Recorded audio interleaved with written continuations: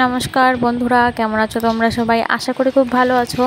তো আমার মা গেছিলো দীঘায়। দীঘা থেকে দেখো কত কিছু নিয়ে এসছে, মানে সব কিছু যে এত সুন্দর, মানে এত কম দামে পাওয়া যায়। কিন্তু শাখাগুলো অরিজিনাল শাখা না, মানে শঙ্কর থেকে বানানো শাখা না, ওগুলো হচ্ছে কি জানি না, ওগুলো কি পুট্টি দিয়ে না কি দিয়ে জানি বানায় না সেটা। আর এই দেখো কি সুন্দর, এই যে কি বলে ধূপদানিগুলো, এত সুন্দর লাগছিল শঙ্খ দিয়ে। তো মা বলছিল যে বড়টা তুই নিয়ে যা, তো বললাম যে না তুমি এটা রাখো, আমাদের আসন ছোট, আমি ছোটটা নিয়ে যাই। তো দেখো আমার মা দুটো ঝাড়বাতি এনেছিল,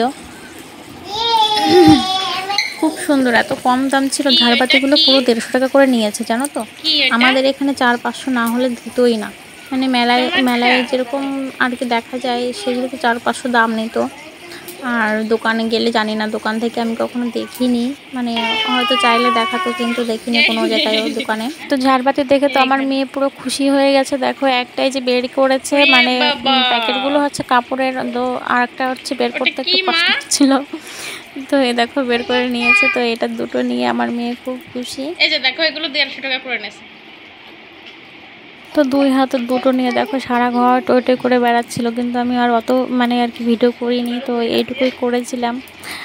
আর এইগুলো যে ওই যে 10 টাকা 15 টাকায় যে প্লাস্টিকের থালাগুলো পাওয়া যায় না, সেইগুলো কেটে ডিজাইন করে আর কি এরকম বানানো। আর পাইপগুলো হচ্ছে একটু অন্যরকম, আর সব কিছুই হচ্ছে এরকম প্লাস্টিক।